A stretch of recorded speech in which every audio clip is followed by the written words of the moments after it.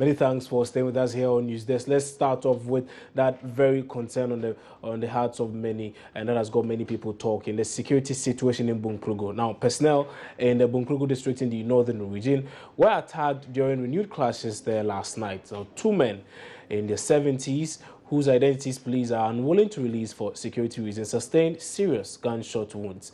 Many houses, we are told, were also burnt in Thursday's violence. Security personnel stationed at the town to keep peace had to protect themselves and their armory after unknown assailants attacked them. Northern Regional Police Public Relations Officer ASP Ebenezer Tete told Joy News a while ago that police are not surprised by the attack.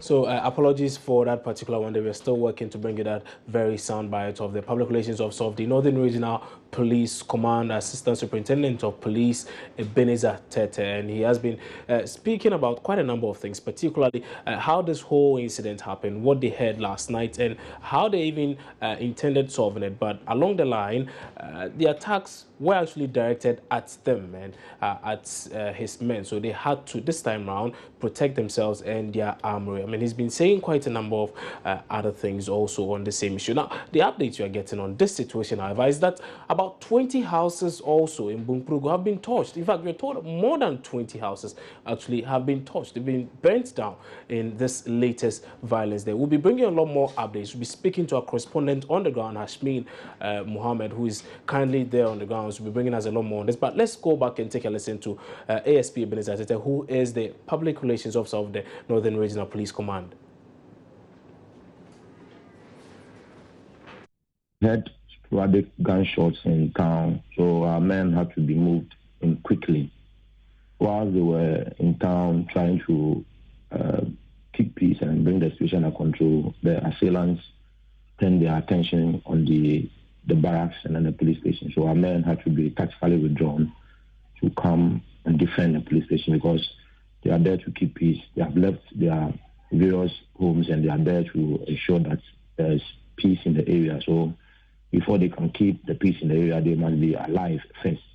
So they were withdrawn and they came to the police station. This is not surprising because not quite long, some people in Accra held a press conference and poisoned the atmosphere.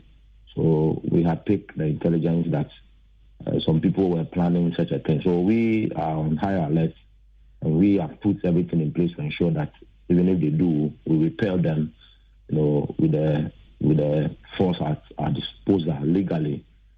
So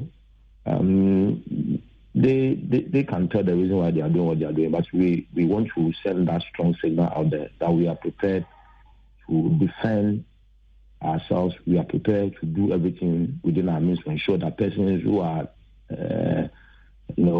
stoking the fires there and they are making everything possible to keep the place in this turmoil, those persons will not have that kind of firepower to overrun the police or to create that kind of chaos in the area. Last night at about 6:45.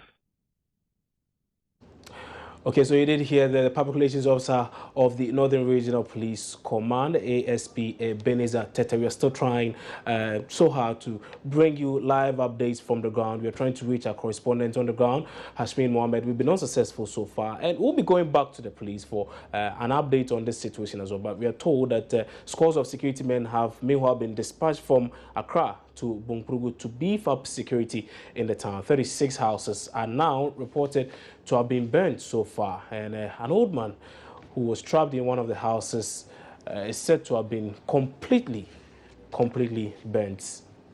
We'll be bringing you a lot more on this subsequently. But let's take a first break here on News Desk. When we come back, we have a lot more discussions we need to do on this show.